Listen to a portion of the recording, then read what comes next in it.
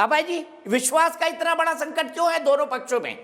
क्या वाकई सरकार का कहना है कि कुछ लोग जो हैं इस मुद्दे पर राजनीति कर रहे हैं? क्या आपको भी ऐसा लगता है? दीपक जी, देखिए, सरकार ने किसानों के विश्वास में विष का वास घोल दिया है, विश्वासघात किया है। प्रधानमंत्री जी ने अटल बिहारी वाजपेयी जी की बात नहीं मानी। प्रधानमंत्री जी ने किसानों की बात नहीं मानी। 3 काले क्रूर कानूनों को लेकर प्रधानमंत्री जी ने प्रतिपक्ष की बात नहीं मानी। खुद प्रधानमंत्री जी और खुद वो मुख्यमंत्री रहते जो कहते थे वो बात नहीं मानी।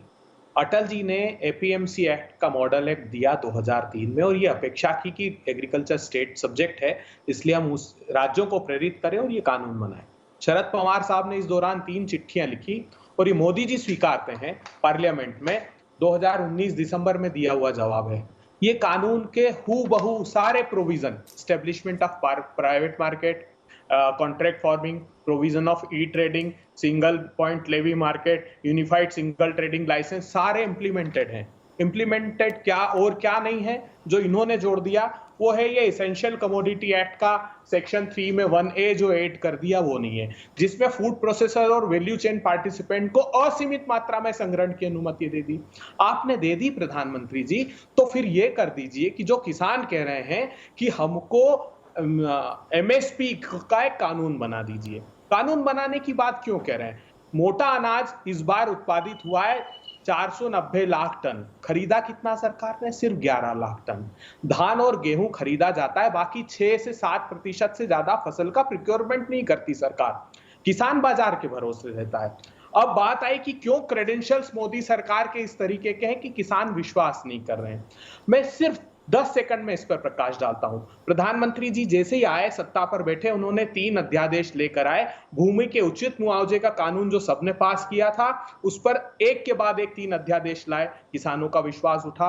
दूसरा आदेश पारित किया कि देश भर में जो बोनस दिया जा रहा था धान और गेहूं पर, उनकी भी सरकारों द्वारा, वो भी सारा बंद करा दिया। फिर तीसरा उन्होंने शपथ पत्र दिया कि कॉस्ट का 50% ऊपर हम नहीं दे सकते, सुप्रीम कोर्ट में एक शपथ पत्र दे दिया। चौथा, प्रधानमंत्री फसल बीमा योजना, जिसका मैं सुन रहा था अभी संजू वर्मा कह रही थी। आपको मैं नया खुलासा करता हूं, एक आखिरी बात नया खुलासा करता हूं। गुजरात प्रांत ने फसल बीमा योजना रिफ्यूज कर दी प्रधानमंत्री जी की, जिसको सबसे विश्व में अच्छी कहते थे।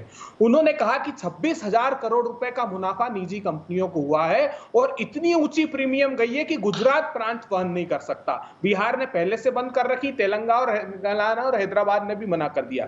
सारे राज्य इसको मना करेंगे और 20,000 रुपए इनपुट कॉस्ट प्रति इस मुद्दे पर आएंगे, इकबाल सिंह जी बताएंगे, क्योंकि उनकी बहुत गहन स्टडी है। अभय जी बहुत लंबा हो रहा है, अभय जी बहुत लंबा हो रहा है। मैं अपनी एक दर्शक सीता चौधरी जी जयपुर से जुड़ गई है, उनके पास चलूंगा। सीता जी, क्या सोचती है आप इस आंदोलन के बारे में? एक्चुअली में अगर हकीकत में देखा जाए तो ये किसानों का आंदोलन है ही नहीं। ये तो किसानों के, किसान आपको पता है सिर्फ गांव में, भारत की अधिकांश आबादी 70% 80% आबादी गांवों में निवास करती है और गांव के जो किसान होते हैं वो बिल्कुल भोले वाले होते हैं। वो भूमि का सीना चीर के अन्न, बहुत पसीना बहाकर, ना धूप देखते ना छांव देखते और अन्न पैदा करते हैं। और जो अन्न पैदा करते हैं तो उनको उचित मूल्य भी मिलता है। लेकिन हकीकत देखी जाए तो राजस्थान के किसानों को कोई दिक्कत नहीं है। हनुमानगढ़ और गंगानगर 2 जिले जो पंजाब की सीमा से सटे हुए हैं, उन किसानों को, वो बोले वाले किसान है जो पंजाब के किसानों के बहकावे में आ गए। और आपको पता है कि सर, किसान जब बहकावे में आ जाते हैं तो वो कुछ भी करने के लिए उतारू हो जाते हैं। तो वहाँ जाके दिल्ली पे धरने पे बैठ के, और ये एक्चुअली देखा जाए तो किसानों को कोई धरना नहीं है, ये तो उनके भोले वाले किसानों के कंधे पर बंदूक रखकर एक सरकार के खिलाफ एक आंदोलन जारी किया गया था। और सरकार ने भी जब बार बार ये आंदोलन कर रहे थे तो उनके माननीय अपने सेंट्रल मिनिस्टर है तोमर साहब, उन्होंने बार बार बुलावे का न्योता दिया और बार बार वे गए भी, लेकिन वो बहकावे में आए भोले किसान थे तो इस समस्या का संशोधन नहीं हो पाया।